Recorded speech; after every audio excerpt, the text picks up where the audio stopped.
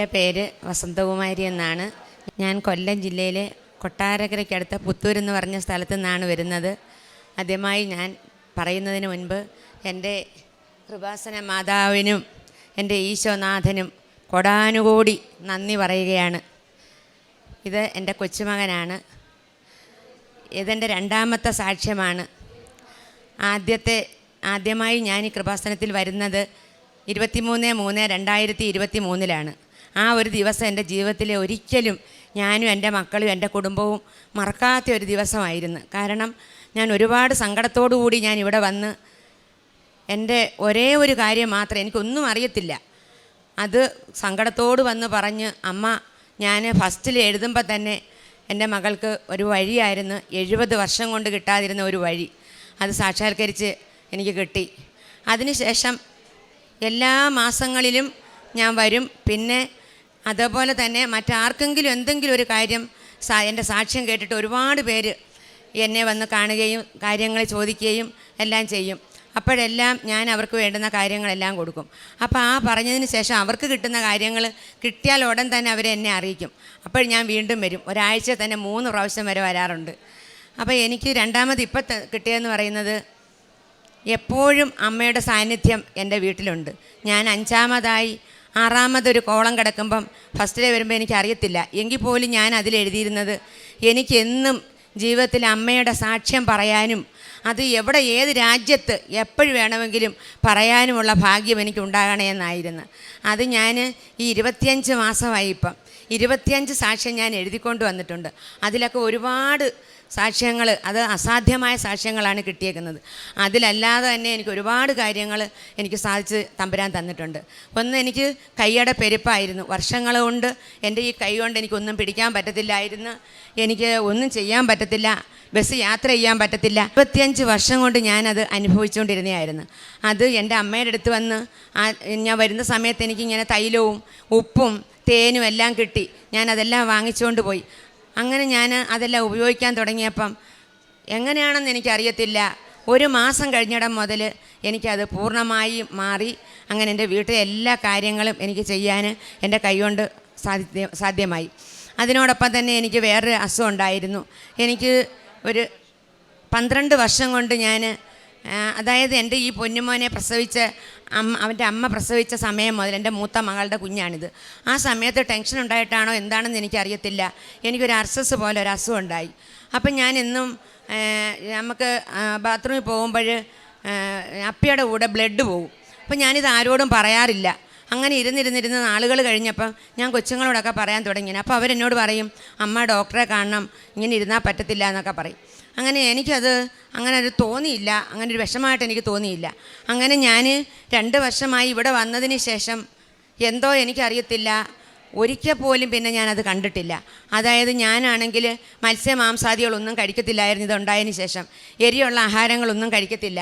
അങ്ങനെ വളരെ ലൈറ്റായിട്ടുള്ള ആഹാരമായിരുന്നു കഴിച്ചുകൊണ്ടിരുന്നത്. അപ്പം ഞാൻ ഹാപ്പിയാണ്. എനിക്ക് ഒരു അസുഖങ്ങളും ഇല്ല. എല്ലാ ദിവസങ്ങളും ഞാൻ നേർച്ച വസ്തുക്കൾ ഉപയോഗിക്കും. കാരണം എല്ലാ ദിവസവും രാവിലെ, ഇപ്പോഴാണ് നമുക്ക് ഡെയിലി ബ്രെഡ് കിട്ടിയത്, അതിന് മുമ്പ് തന്നെ ഞാൻ എല്ലാ ദിവസവും 4 മണിക്ക് എഴുന്നേൽക്കുന്ന ഒരു വ്യക്തിയായിരുന്നു. അതുകൊണ്ട് എനിക്ക് എൻ്റെ കൃപാസന ബുക്ക് കിട്ടിയപ്പം എനിക്കൊന്നും ഒരു പാടായിട്ട് തോന്നിയില്ല. കാരണം ദാനം, കൃപ, ദയ, സ്നേഹം ഇതെല്ലാം എന്നിലും എൻ്റെ മക്കളിലും കടന്നുകൂടിയിട്ടുള്ളതായിരുന്നു. അതുകൊണ്ട് എനിക്കിത് വായിച്ചപ്പോൾ എനിക്കിതൊന്നും ഒരു അപാരമായിട്ട് തോന്നിയില്ല. അയ്യോ സന്തോഷമായല്ലോ എന്നുള്ളതായിരുന്നു എൻ്റെ മനസ്സിനകത്തുണ്ടായിരുന്നത്. അങ്ങനെ ഞാൻ ആ നേർച്ച വസ്തുക്കൾ കിട്ടിയതിന് ശേഷം എല്ലാ ദിവസവും കാലത്തെ പ്രാർത്ഥിക്കും. ആ പ്രാർത്ഥിക്കുന്ന സമയത്ത് കുരിശ് വരയ്ക്കും, തൈലമെടുത്ത് കുരിശ് വരയ്ക്കും. ആ ഉപ്പ് എൻ്റെ നാക്കിൽ എല്ലാ ദിവസവും കാലത്തും വൈകിട്ടും കഴിക്കും. അതിനോടൊപ്പം തന്നെ കിടക്കുമ്പം ഇന്ന് വൈകുന്നേരം വരെ എനിക്ക് തന്ന എല്ലാ അനുഗ്രഹങ്ങൾക്കും എൻ്റെ മക്കൾക്കും എൻ്റെ കൊച്ചുമക്കൾക്കും, അതേപോലെ തന്നെ ഞാൻ സ്നേഹിക്കുന്ന കുറേ വ്യക്തികളെ ഞാൻ ഇവിടേക്ക് വിട്ടിട്ടുണ്ട്. ഒരുപാട് പേരെ, അതായത് തിരുവനന്തപുരം മുതൽ അങ്ങ് കോട്ടയം വരെയുള്ള വ്യക്തികൾ എനിക്കുണ്ട്, കൃപാസനത്തിലേക്ക് വന്നവർ. അപ്പം അവരെയൊക്കെ എല്ലാം ഞാൻ പത്രം കൊടുക്കുമ്പം ഞാൻ അതിനകത്തൊരു ഞുളുക്ക് പണി ചെയ്യും. കാരണം ഞാനും എൻ്റെ മോനും കൂടാണ് പത്രം കൊണ്ടുവന്നത്. അപ്പോൾ അതിൽ എൻ്റെ ഒരു നമ്പർ എഴുതിയിട്ടേക്കും. ഞാൻ വിചാരിക്കും അവരെന്നെ ആവശ്യത്തിന് എന്തെങ്കിലും വിളിച്ചാൽ എനിക്ക് ആ കാര്യങ്ങൾ പറഞ്ഞു കൊടുക്കാമല്ലോ എന്ന്. അങ്ങനെ ഞങ്ങൾ ഒരൊറ്റ ദിവസം തന്നെ പത്രം കൊടുക്കുന്നത് 200 പത്രങ്ങളൊക്കെ ഞങ്ങൾ വേണ്ടുന്നവർക്ക് ആവശ്യപ്പെടുന്ന രീതിയിൽ. അതേപോലെ തന്നെ ഭക്ഷണം കഴിക്കത്തില്ല അന്ന് രാവിലെ. ഇന്ന് ചൊവ്വാഴ്ചയാണ്, ഉപവാസമുള്ള ദിവസമാണ്. എൻ്റെ മോനും ഒന്നും കഴിക്കത്തില്ല. അപ്പോഴ് പത്രമെല്ലാം കൊടുത്തു കഴിയുമ്പോൾ ഞാൻ പറയും, മക്കളെ ഇപ്പം മണി 3 ഇനി നമ്മൾ കുടിക്കുന്ന വെള്ളം എന്തെങ്കിലും കുടിക്കാം. വേണ്ട അമ്മൂമ്മേ, വീട്ടിൽ ചെന്നിട്ട് കഴിച്ചാൽ മതി. അപ്പോൾ അവനെ ഞാൻ കുഞ്ഞിലെ 2 വർഷം കൊണ്ട് കൊണ്ടുവരുന്നത് എന്താണെന്ന് ചോദിച്ചാൽ, അയാൾക്ക് ഭയങ്കര കുരുത്തക്കേടുണ്ടായിരുന്നു. അപ്പോൾ ഈശ്വരവിശ്വാസത്തിലൂടെ എൻ്റെ മോൻ വളരണം. ഇന്നത്തെ സാഹചര്യം നമ്മൾ കുഞ്ഞുങ്ങളെ ഞങ്ങൾ പത്രം കൊടുക്കുമ്പം തന്നെ ഇയാളുടെ തോളത്താണ് സ്കൂൾ ബാഗിലാണ് ഇട്ടുകൊണ്ട് പോകുന്നത്. അപ്പം ഇവൻ ആലപ്പുഴയാണ്. തിരിച്ച് എൻ്റെ സ്ഥലത്ത് വിളിക്കും ഞാൻ. ശനിയാഴ്ച ഞായറാഴ്ച ഉള്ള ദിവസം അമ്മ ഞാൻ ഇവിടെ വരുന്നു, വീട്ടിൽ വരാനുള്ള ടൈം കിട്ടത്തില്ല. ബസ്സിൽ വന്ന് അവിടെ ഇറങ്ങും, അപ്പോൾ തന്നെ എൻ്റെ കുഞ്ഞിനെ കൊണ്ട് പോകും. അവിടെ നിന്ന് ഞങ്ങൾ അവിടെ ചെന്ന് പത്രങ്ങളെല്ലാം കൊടുത്ത് പിറ്റേ ദിവസമായിരിക്കും എൻ്റെ കുഞ്ഞിനെ ഞങ്ങൾ തിരിച്ചു കൊണ്ടുവരുന്നത്. അങ്ങനെ ഞങ്ങൾ പത്രം കൊടുക്കാൻ ചെല്ലുമ്പം ആൾക്കാരൊക്കെ ചോദിക്കും, ഈ മോനും പത്രം കൊടുക്കാൻ വന്നോ എന്ന് ചോദിക്കും. നിനക്ക് എന്താ അറിയാവടാ? എനിക്ക് കൃപാസനത്തിൽ എല്ലാം അറിയാമെന്ന് പറയും. അതുപോലെ തന്നെ വെക്കേഷൻ എല്ലാ വെക്കേഷനും എൻ്റെ മക്കൾ എൻ്റെ കൂടെ വരും. അപ്പോൾ ഇവിടെ വന്നതിന് ശേഷം ഇയാൾക്ക് ഒരു ചെറുനാളത്തെ ഒരു സ്കൂൾ ബാഗുണ്ട്. അതിൽ മെഴുകുതിരി, അയാൾ കത്തിക്കുന്നത്, പ്രാർത്ഥിക്കുന്നത്, ഇവിടെ ഞാനൊരു ബുക്ക് വാങ്ങിച്ചു കൊടുത്തിട്ടുണ്ട്. അത് എല്ലാം അതിനകത്തുള്ള നമ്മുടെ പ്രത്യക്ഷീകരണ പ്രാർത്ഥനയും വിശ്വാസ പ്രമാണവും എല്ലാം കാണാതെ അറിയാം. അതെല്ലാം പ്രാർത്ഥിക്കും. അതെൻ്റെ 4 കൊച്ചുമക്കളുണ്ട്. 4 മക്കൾക്കും അറിയാം. വേറൊരു മോനുണ്ട്, അവൻ എന്തെങ്കിലും ക്വസ്റ്റ്യൻ പേപ്പർ കിട്ടിയാൽ അറിഞ്ഞുകൂടാങ്കിൽ പറയും, അബേൽ മറിയ എന്ന് പറഞ്ഞാണ് അയാളത് നേടിയെടുക്കുന്നതെന്ന് പറയാറുണ്ട്. അതുതന്നെ കുരുത്തക്കേട് വരുമ്പോൾ അവൻ്റെ അമ്മ ഒരു ബുക്ക് കൊടുത്തിട്ട് പറയും, മോൻ കൃപാസനത്തിൽ എഴുതാൻ പറയും. അപ്പോൾ അയാൾ എഴുതി വെക്കുന്നതാണ്, അമ്മയെ അനുഗ്രഹിക്കണം. അങ്ങനെ എൻ്റെ കുടുംബം മുഴുവനും ഈ കൃപാസനത്തിലെ, അതായത് ഞാൻ ഇന്ന് ഈ ഭൂമിയിൽ ഇല്ലാതെ വന്നാലും വരും. ഈ ഭൂമിയിൽ നമ്മൾ ആരും ജീവിച്ചിരിക്കത്തില്ലല്ലോ. ആ സമയത്ത് പോലും ഞാൻ എൻ്റെ അമ്മയെ ഏൽപ്പിച്ചിട്ടുണ്ട്, എൻ്റെ നാഥനെയും ഞാൻ ഏൽപ്പിച്ചിട്ടുണ്ട്. കാരണം നാളെ അവരെ പൊന്നുപോലെ നോക്കിക്കോളും. അതുപോലെ എൻ്റെ മോന് ഇവിടെ വന്നപ്പോൾ എന്നോട് പറഞ്ഞു, അമ്മമ്മേ എനിക്ക് ഒരു കാര്യം എഴുതിയിടണം. ഞാൻ പറഞ്ഞു, ഇന്ന് നമ്മൾ ഉടമ്പടി എടുക്കുന്ന ദിവസമല്ലല്ലോ മോനെ. അപ്പോൾ ഞാൻ അങ്ങനെ പറഞ്ഞിട്ട്, ഉടമ്പടി എടുക്കുന്ന ദിവസമാട്ടെ, മക്കളുടെ കാര്യം ഞാൻ എഴുതാം. എന്തുവാന്ന് ചോദിച്ചു. കാര്യം അവൻ എന്നോട് പറഞ്ഞു. അത് ഞാനിപ്പോൾ പറയുന്നില്ല. എങ്കിലും അന്ന് രാത്രിയിൽ ഞാൻ സ്വപ്നം കണ്ട്, എൻ്റെ അമ്മ എന്നെ സ്വപ്നം കാണിക്കുകയാണ്, നീ അത് എഴുതിയിടാഞ്ഞ എന്ത്. പെട്ടെന്ന് ഞാൻ എണീറ്റ് അങ്ങ് കരഞ്ഞിട്ട് ഞാൻ പറഞ്ഞു, ഞാൻ എഴുതിയിടാം. പിറ്റേ പ്രാവശ്യം വന്നപ്പോൾ ഞാൻ എഴുതി ഈ അത്താരയിൽ ഇതിനകത്ത് കൊണ്ടുവന്ന് ഞാൻ ഇട്ടിട്ടുണ്ട്. അതാണ് അവൻ്റെ ആഗ്രഹവും. അത് അമ്മ സാധിച്ചു കൊടുക്കുമെന്ന് എനിക്കറിയാം. അങ്ങനെ ഞാൻ 2 മക്കളെയും കൊണ്ട് ഇതിൻ്റെ അനിയനുണ്ട്, ആ കുഞ്ഞിനെയും 2 പേരെയും കൊണ്ടാണ് ഞാൻ വരുമ്പോഴെനിക്ക് ടൈം കിട്ടത്തില്ല. കൊട്ടാരക്കരയിൽ നിന്ന് ഞാൻ ഇവരുടെ വീട്ടിൽ വന്ന് കൊണ്ടുവരാൻ പറ്റത്തില്ല. അവൻ്റെ അമ്മ ഒരു ഓട്ടോയിൽ എന്നെ സ്റ്റാൻഡിൽ കൊണ്ട് ഇവരെ 2 പേരെയും കൊണ്ടുവിടും. ഈ അനിയൻ ഇന്ന് വന്നില്ല, കാരണം അവൻ്റെ അമ്മയ്ക്ക് ഇന്നൊരു കൂട്ടിന് അവിടെ ആരുമില്ല. അതുകൊണ്ടാണ് വരാഞ്ഞത്. ഇവിടെ വരും, ആഴ്ചയിൽ ഞങ്ങൾ 2-3 പ്രാവശ്യം വരുമ്പോഴെല്ലാം എന്നോട് പറയും, എനിക്ക് എന്തെങ്കിലും ഒരു സഹായം ഇവിടെ ചെയ്യണം അമ്മയെന്ന് പറയും. അപ്പം ഞങ്ങൾ പത്രം കൊടുക്കുന്നിടത്ത് കൊണ്ടുവന്ന് 2 കൊച്ചുങ്ങളും കൂടെ ചെന്ന് ചോദിച്ചിട്ട്, പത്രം കൊടുക്കട്ടോ എന്ന് പാക്ക് ചെയ്യട്ടോ എന്ന് ചോദിക്കും. അപ്പോൾ 1-2 ദിവസം അവരെ സഹായിച്ച്. ഇപ്പോൾ പറയും ക്യാമറ ഉണ്ടായതുകൊണ്ട് പറ്റത്തില്ല. അപ്പോൾ അവർ ചോദിക്കും, നീ എന്നും ഇവിടെ തന്നെയാണോ താമസിക്കുന്നത് എന്ന് ചോദിക്കും. കാരണം നമുക്ക് ആർക്കെങ്കിലും എനിക്കൊരു അത്ഭുതം സംഭവിച്ചു കൊടുക്കുമ്പം ഞങ്ങൾ ആ ആഴ്ച തന്നെ ഞാൻ പറയും, ഇല്ല ഞാൻ പോയി തിരക്കിയിട്ട് ഞാൻ അമ്മയുടെ അടുത്ത് നിന്ന് കണ്ട് എനിക്ക് അവർക്ക് കിട്ടുന്നതിനെക്കാട്ടി മുമ്പേ അമ്മയോട് ഞാൻ ചെന്ന് രഹസ്യമായിട്ട് അത് ഞാൻ പറഞ്ഞിട്ട് വരട്ടെ, അവർ പിന്നെ അത് പരസ്യമാക്കിക്കോളുമല്ലോ എന്ന് പറയും. പിന്നെ എൻ്റെ വീട്ടിൽ എൻ്റെ ഭർത്താവിന് നല്ല സുഖമില്ല എന്ന് വെച്ചാൽ ആരോഗ്യപരമായിട്ട് അദ്ദേഹത്തെ കണ്ടാൽ ഒരു കുഴപ്പമില്ല. ഡിസ്കിന് അകൽച്ചയായിരുന്നു. അദ്ദേഹത്തിന് കുന്താലി എടുക്കാനോ മമ്മട്ടി എടുക്കാനോ അറിയത്തുമില്ല. അങ്ങനെയൊന്നുമുള്ള ജോലി ചെയ്യാൻ പാടുമായിരുന്നു. അത് പോയിട്ട് ഞാൻ ഈ കൃപാസനത്തിൽ വന്നതിന് ശേഷം നടുവേദനയാണെന്ന് പറഞ്ഞ അപ്പോഴത്തന്നെ ഞാൻ നമ്മുടെ ഈ തൈലം നടുവിന് തൊട്ട് ഞാൻ കുരിശ് വരയ്ക്കും. അങ്ങനെ പരിപൂർണമായിട്ടും അദ്ദേഹത്തിൻ്റെ നടുവേദന മാറി. പിന്നെ കുറച്ച് നാളിന് മുമ്പ് എന്നോട് പറഞ്ഞപ്പോൾ 2 മാസമേ ആയുള്ളൂ, എൻ്റെ ഈ കൈ പൊങ്ങുന്നില്ലല്ലോ. ഞാൻ പറഞ്ഞു, എന്താ എന്നോട് പറയാഞ്ഞത്, ഒന്ന് പൊക്കിയേ. അപ്പോൾ ഇങ്ങനെ കാണിച്ച്. അപ്പം ഞാൻ പെട്ടെന്ന് ഇതെടുത്തുകൊണ്ടിരുന്ന് വിശ്വാസ പ്രമാണം ചൊല്ലിക്കൊണ്ട്, അതെപ്പോഴും ചൊല്ലുന്നതാണ്, വിശ്വാസ പ്രമാണം ചൊല്ലിക്കൊണ്ട് ഞാൻ ഇത് പുരട്ടി. അപ്പോൾ ഇന്നലെ ഞാൻ ഇവിടിഞ്ഞോട്ട് വരുവാണ്. അപ്പം ഞാൻ ചോദിച്ചു, ചേട്ടാ കൈയൊന്ന് പൊക്കി, വേദന വല്ലതും ഉണ്ടോ? ഒന്നുമില്ല. അദ്ദേഹം അറിഞ്ഞില്ല അദ്ദേഹത്തിൻ്റെ കയ്യിൽ നിന്ന് ആസ്വം പോയ കാര്യം. അപ്പോൾ എന്നിട്ട് ഒരു 6 മാസത്തിന് മുമ്പ് എന്നോട് പറഞ്ഞ്, എനിക്ക് ഭയങ്കര മണമെന്ന് പറഞ്ഞു. ഞാൻ പറഞ്ഞു, അപ്പം ഈ മക്കളുണ്ട് അവിടെ. അപ്പം ഞാൻ ചോദിച്ചു, ക്രിസ്മസ് അവധിയാണ്. ഞാൻ ചോദിച്ചു, മോന് മണമുണ്ടോ? ഇല്ല, എനിക്കുമില്ല. അദ്ദേഹത്തിന് സഹിക്കാൻ വയ്യാത്ത മുല്ലപ്പൂ മണം. പക്ഷേ മുല്ലപ്പൂവിൻ്റെ മണം അദ്ദേഹത്തിനൊരു അലർജി ആയിരുന്നു. ഞാൻ പിച്ചിപ്പൂവോ മുല്ലപ്പൂ വെച്ചാൽ പറയും തുമ്മും. ഈ അതിനുശേഷവും അദ്ദേഹത്തിന് വീണ്ടും മുല്ലപ്പൂവിൻ്റെ മണം അനുഭവപ്പെട്ട് ഈ കഴിഞ്ഞ 2 ദിവസത്തേക്ക് മുമ്പ് ഞാൻ ഇവിടെ വരുന്നതിന് ഇന്നലത്തേൻ്റെ തലേ ദിവസം എന്നോട് പറഞ്ഞ് എനിക്ക് ഭയങ്കരമായിട്ട് മുല്ലപ്പൂ മണം. അദ്ദേഹം അങ്ങനെ ഒന്നും പറയുന്ന ഒരു വ്യക്തിയല്ല. അപ്പോൾ ഞാൻ പറഞ്ഞു, ചേട്ടാ അമ്മ വന്നതാണ്. യഥാർത്ഥത്തിൽ അന്ന് 23 ഞാൻ അന്ന് വരാനിരുന്നതാണ് ആ ഞായറാഴ്ച. അപ്പോൾ എൻ്റെ 2 വർഷം തികയുന്ന ദിവസം 25 മാസം. അപ്പം ഞാൻ വരാനിരുന്നപ്പോൾ എനിക്ക് നമ്മുടെ വീട്ടിൽ അമ്പലത്തിൽ പറയിടിയിൽ വരുന്നു. അപ്പോൾ പറയിടണം. അപ്പം അതിനുകൊണ്ട് വരാൻ പറ്റത്തില്ലല്ലോ.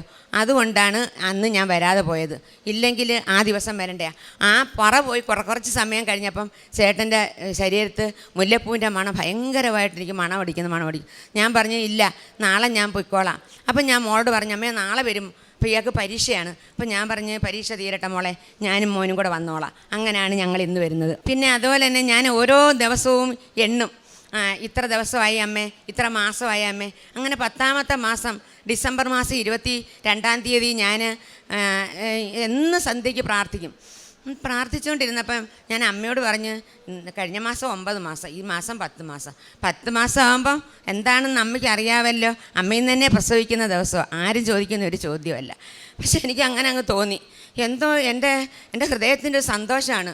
ആ സന്തോഷം എന്ന് പറഞ്ഞാൽ 2 വർഷം കൊണ്ടുള്ള സന്തോഷം ഒരാളോട് നമുക്ക് പറഞ്ഞറിയിക്കാൻ പറ്റത്തില്ല.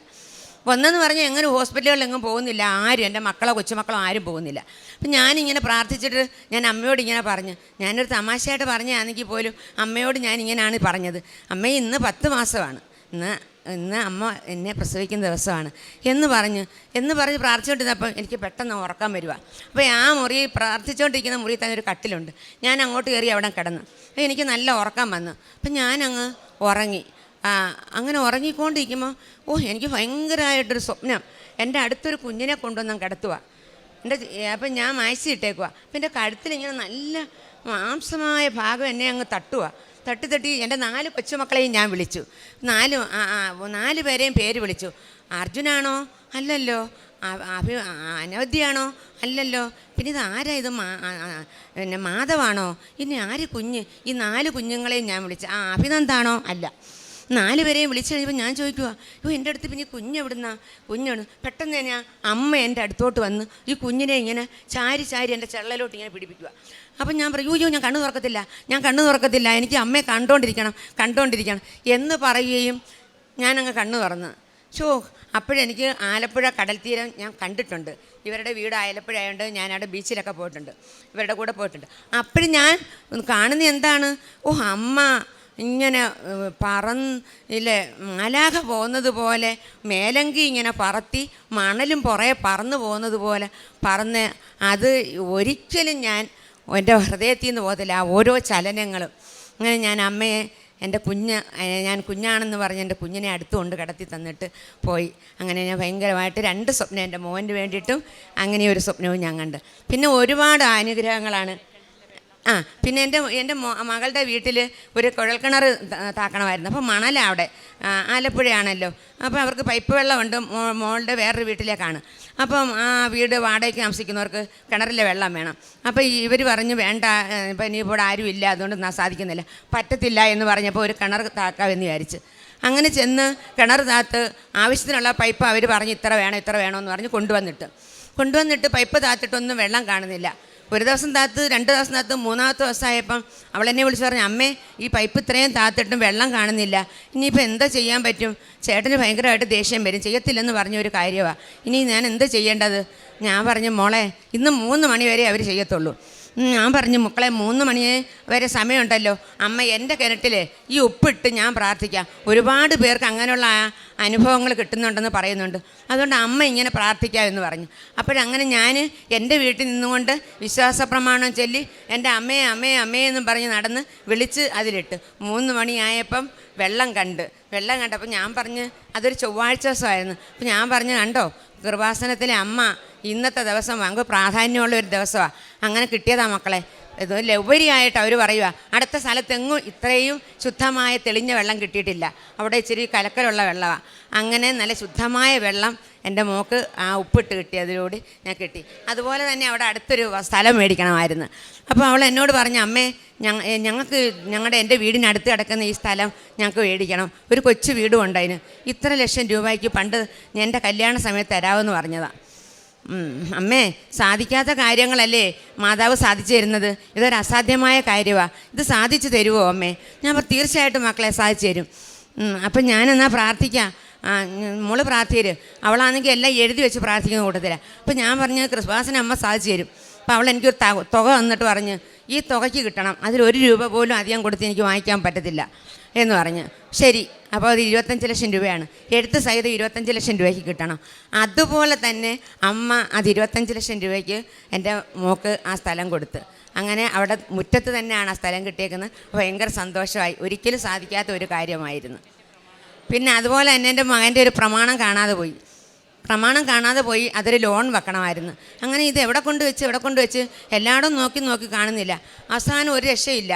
ഈ മഞ്ജുവിനോട് ചോദിക്കും, അവിടെ ഭർത്താവിനോട് മോളോട് ചോദിക്കും, മോളെ എടേ അയാൾ ഇവിടെ കൊണ്ട് വെച്ചതാ, ഞാനങ്ങ് കൊണ്ട് വെച്ചിട്ടില്ല, ഇത് എവിടെങ്കിലും കൊണ്ട് വെച്ചതായിരിക്കും എന്ന് പറഞ്ഞു. അങ്ങനെ പറഞ്ഞ് അവസാനം പത്രത്തിൽ കൊടുക്കാം, പൈസ ചിലവായാലും വേണ്ടുമില്ല, പ്രമാണമില്ലാതെ നമുക്കൊന്നും നടക്കത്തില്ലല്ലോ. അങ്ങനെ അത് പത്രത്തിൽ കൊടുക്കാം എന്ന് തീരുമാനിച്ച് എല്ലാം ഇരിക്കുന്ന സമയത്ത് ഞാൻ പറഞ്ഞു, നമുക്ക് കൃപാസനത്തിലൊന്ന് പ്രാർത്ഥിച്ചാലോ മോളെ? ശരി അമ്മ, എന്നാൽ പ്രാർത്ഥിച്ചോ എന്ന് പറഞ്ഞു. അങ്ങനെ ഞാൻ കൃപാസനത്തിൽ പ്രാർത്ഥിച്ച് ഞാൻ അതിനായിട്ടായിട്ട് ഇവിടെ വന്ന് ഞാൻ പ്രാർത്ഥിച്ചിട്ട് ഞാൻ തിരിച്ചവിടെ ചെന്ന് കഴിഞ്ഞപ്പോൾ എൻ്റെ മോള് പറയുകയാണ്, അമ്മേ പിന്നെ ഒരു സ്വപ്നം പോലെ തോന്നി, ഒരു വക്കീലിനെ വിളിച്ച് നമ്മുടെ വഴി പ്രശ്നത്തിനായിട്ട് ഒരു വക്കീലിൻ്റെ കയ്യിൽ നമ്മൾ ഈ പ്രമാണമൊക്കെ കൊണ്ട് കൊടുത്തിട്ടുണ്ടായിരുന്നു, ഇങ്ങോട്ട് വരുന്ന വഴി ഇങ്ങനെ അങ്ങനെ എന്നൊക്കെ, അപ്പോൾ നമുക്ക് വഴി കിട്ടാൻ വേണ്ടിയുള്ളത്. അപ്പോൾ അങ്ങനെ എന്തായാലും പിന്നെ ആ വക്കീൽ വിളിച്ച് പറഞ്ഞ് ശരി, കാരണം ജോലി സ്ഥലത്ത് നിന്നുകൊണ്ടാണ് വിളിക്കുന്നത്, പ്രമാണം ഇവിടെ ഇരിപ്പുണ്ടെന്ന് പറഞ്ഞു. അങ്ങനെ 2.5 വർഷത്തിന് മുമ്പ് കൊണ്ടുവച്ച പ്രമാണം എൻ്റെ അമ്മ അങ്ങനെ കാണിച്ചു തന്ന്, അതിനകത്തൊരു ഭയങ്കരമായ എൻ്റെ അമ്മയും എൻ്റെ യേശുനാഥനും ഞങ്ങൾക്ക് തന്ന ഏറ്റവും വലിയ അനുഗ്രഹമാണ്. ഹാപ്പി എന്ന് വെച്ചാലും മാനസികമായി ഭയങ്കര സന്തോഷം. എൻ്റെ വീടിൻ്റെ മുറ്റിൽ ഭയങ്കര മഴയത്ത് ഈ അടുത്ത സമയത്താണ്, ഒരു 2-3 മാസമേ ആയുള്ളൂ, പെട്ടെന്നൊരു മഴയുണ്ടായി. റോഡിലെ എല്ലാ പോസ്റ്റുകളും ഉരുണ്ട് വീണ്. ആ സമയത്ത് രാത്രിയിൽ ഒരു തേക്ക് ഞങ്ങളുടെ മുറ്റത്ത് അങ്ങേയറ്റം നിന്ന് തേക്കാം, ആ തേക്കുണ്ട് പിഴുത് വന്ന് നമ്മുടെ പുരയുടെ മണ്ടയിലങ്ങ് വീണതുമല്ല, ഞാനും എൻ്റെ ഹസ്ബൻഡ് മാത്രമേ ഉള്ളൂ. അപ്പം ഞാൻ പറയുവാണ്, കല്ല് വാരി എറിയുന്ന ഒരു സൗണ്ട് ഇതേ ഞാൻ കേട്ടുള്ളൂ. പക്ഷേ പെട്ടെന്ന് ഞാൻ പറയും, ചേട്ടാ ഒന്ന് എണീറ്റേ, എന്തോ എല്ലാവരും കല്ല് വാരി എറിഞ്ഞാണോ? ചെന്ന് നോക്കിയപ്പോൾ എന്താ, തേക്ക് പിഴുത് വന്ന് നമ്മുടെ പുരയുടെ മണ്ടയിൽ വന്ന് ഞങ്ങൾക്ക് ഓടിട്ട ഒരു കൊച്ചു വീടാണ്. അതിൻ്റെ മുകളിൽ ഒരൊറ്റ ഓടി തങ്ങി. ആൾക്കാരെല്ലാം നേരം വെളുത്തപ്പോൾ ഓടി വരുക, പ്രസാദിൻ്റെ വീട്ടിൽ തേക്ക് വീണ്, എന്തോ വലിയ അപകടം. ഇങ്ങേറ്റം പഞ്ചായത്ത് മെമ്പറും വിളിച്ചുകൊണ്ട് വരുന്ന വില്ലേജ് ഓഫീസറെ വരെ അവിടെ കൊണ്ടുവന്നപ്പോഴെന്താ, എല്ലാവരും നിന്ന് അതിശയിക്കുവാണ്.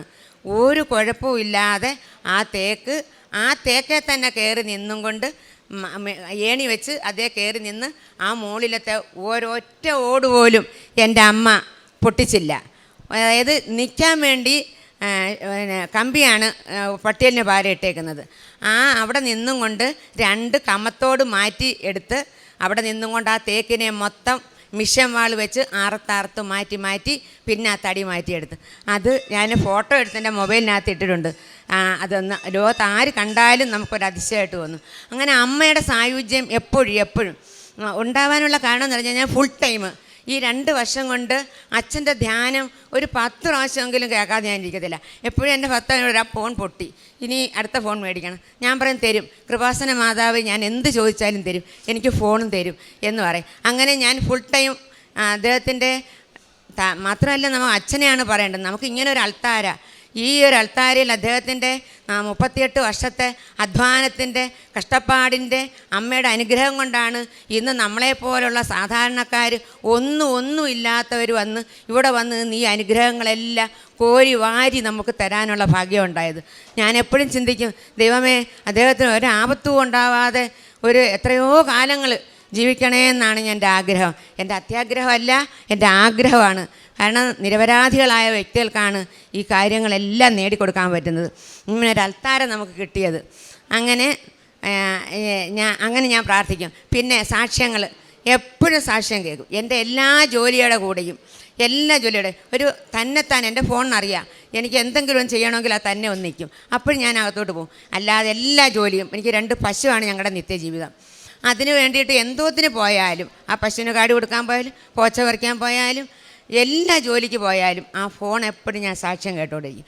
എൻ്റെ കേൾക്കാത്ത സാക്ഷ്യങ്ങളൊന്നുമില്ല. ഇപ്പോൾ 2, 3, 5 തവണ കേട്ട സാക്ഷ്യങ്ങളാണ് എല്ലാം ഉള്ളത്. പിന്നെ ഒരുപാട് പേരുടെ സാക്ഷ്യം എന്നെ അട്രാക്ട് ചെയ്തിട്ടുണ്ട്. അതുപോലെ എൻ്റെ തമ്പുരാന് ഞാൻ എന്ത് ചോദിച്ചാലും തരുന്ന തമ്പുരാനാണ്. എനിക്ക് ഒരുപാട് കാര്യങ്ങളുണ്ട് ഇനിയും പറയാൻ.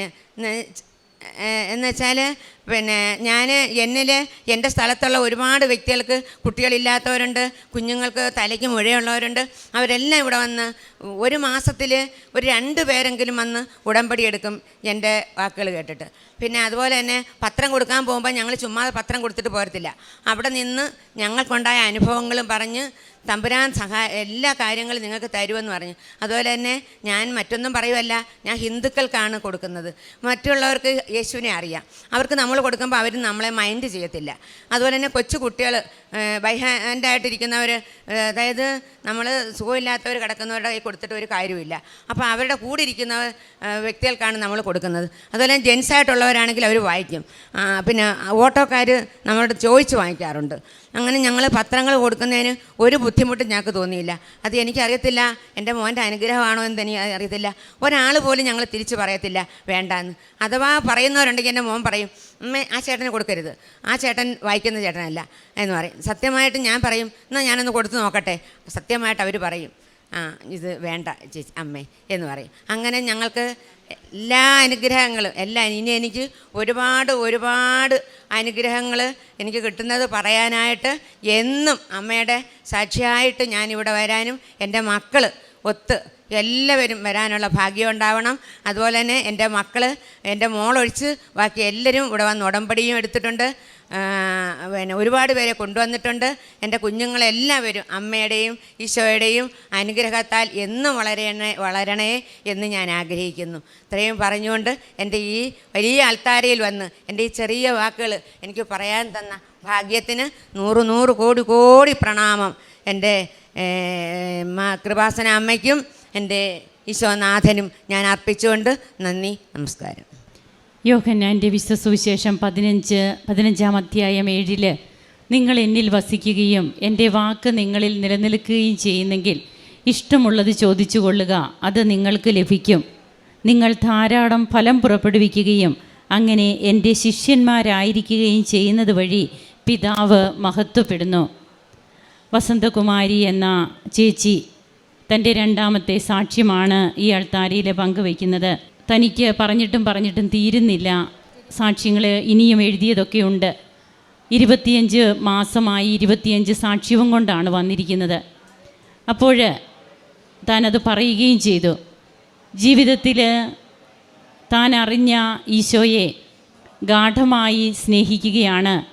ഇത് തൻ്റെ പുറം വാക്കുകൾ കൊണ്ട് പറയുന്നതല്ല, ഹൃദയത്തിലാണ് ഈ അമ്മ ആ സ്നേഹം മുഴുവനും ആ വാക്കുകളിലുണ്ട്.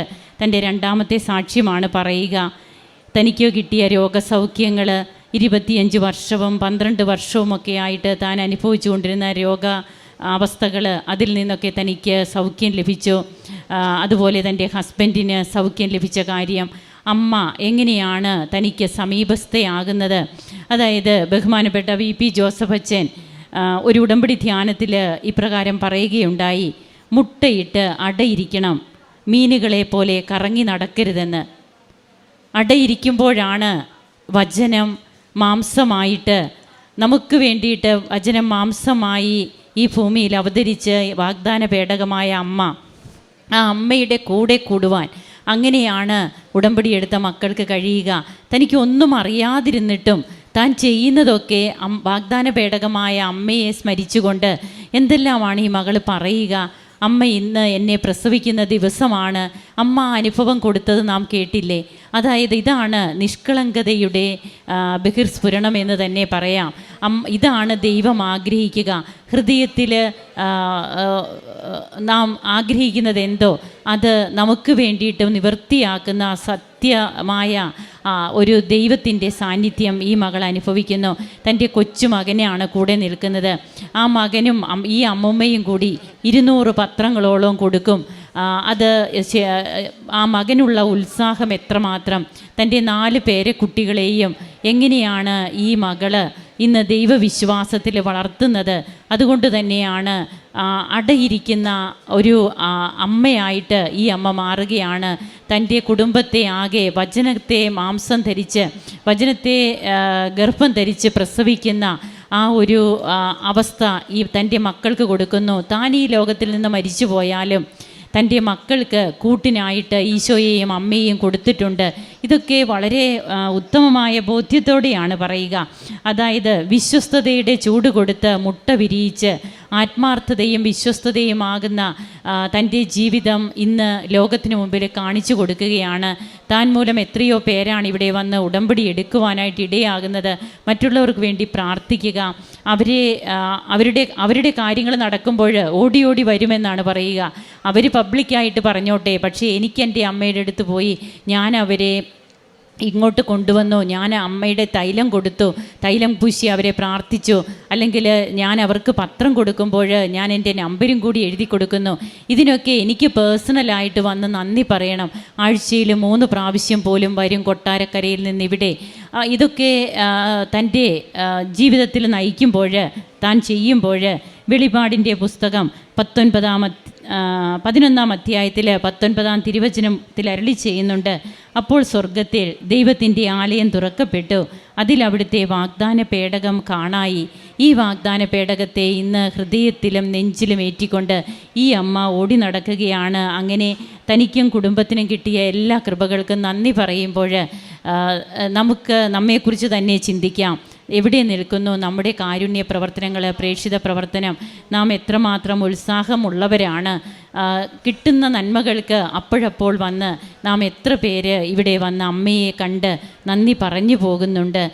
അതുമല്ലെങ്കിൽ കൃപാസന പത്രം നാം കൊടുക്കുമ്പോഴൊക്കെ നമുക്ക് എന്തെങ്കിലുമൊക്കെ ന്യൂനതകളുണ്ടോ നമുക്ക് ചിന്തിക്കാം. അങ്ങനെ ഈ കുടുംബത്തെ ഇന്ന് എല്ലാ രീതിയിലും അവരുടെ വരുമാന മാർഗം വർദ്ധിക്കുന്നു.